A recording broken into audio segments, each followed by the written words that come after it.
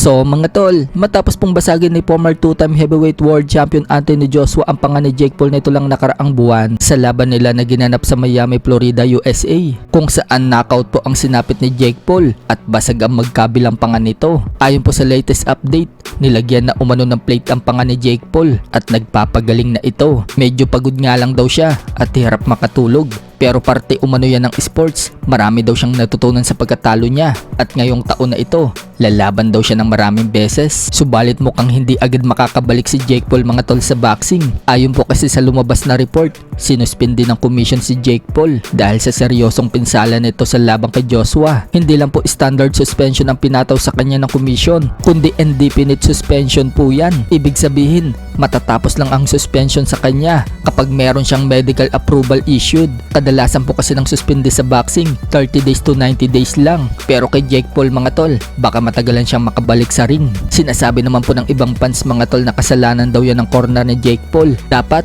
bago daw mangyari na mabasag ang panga ni Jake Paul, pinahinto na daw dapat ng corner yung laban. Ilang beses na daw kasing lumulhod itong si Jake Paul kay Joshua. Dapat doon pa lang daw nagagis na daw ng puting tuwalya ang corner ni Jake Paul. E di sana hindi daw nabasag yung panga ni Jake Paul, kaso pinatagal pa daw kasi yung laban, kaya ganyan ang nangyari. Samantala, matapos pong maaksidente si Anthony Joshua nang mabangga ang sinasakyan nilang sasakyan kasama ang dalawa niyang trainer sa bansang Nigeria. Namatay nga po dyan ang dalawang trainer ni Joshua at nakaligtas po si Joshua. Nagtamo lang ito ng minor injuries. So kahapon nga lang mga tol, inilibing na po ang dalawang trainer ni Joshua. Umiyak po si Anthony Joshua sa huling hantungan. Hindi lang po kasi trainer ang turing niya sa dalawa niyang kasama, kundi kaibigan at parang pamilya niya na ito. Kaya labis po ang pagdadalamhati ni Joshua. Sa kabilang banda naman mga tol, future Hall of Fame Nonito Donaire Jr. sinabi kung sino ang Pinoy prospect ngayon sa Pilipinas ang dapat abangan at panoorin. Yan daw ay si undefeated prospect Leonard Sarcon.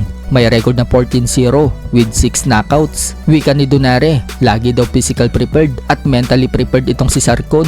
Nakaka-sparring din daw nito sa UFC na Cormal Moton at Elijah Pearce at iba pang may mga pangalan sa boxing. Kaya napakarami na daw nitong experience. Kaya para kay Donaire, si Leonard Sarcon po ang aabangan na Pinoy prospect dito sa Pinas. Sa mga hindi po nakakaalam mga tol, may paparating na laban si Sarcon ngayong January 10. Ngayong Sabado na po yan sa Cebu City. Makakalaban niya itong kapwa Pinoy na si Mark Anthony Geraldo. Sa ibang banda naman mga tol, Timothy Bradley, sinabi naman kung sino ang susunod kay Terence Crawford dahil retirado na po si Crawford mga tol. Sinabi ni Bradley na sa tingin daw niya, si Keyshawn Davis daw ang susunod sa yapak ni Crawford. May kapareho daw kasi itong attribute, malakas sumuntok, may great boxing ability, may IQ at isang Olympic silver medalist. Kaya ka nga daw nitong saktan at tinknockout. Kaya para kay Bradley, si Keyshawn Davis ang susunod sa yapak ni Crawford.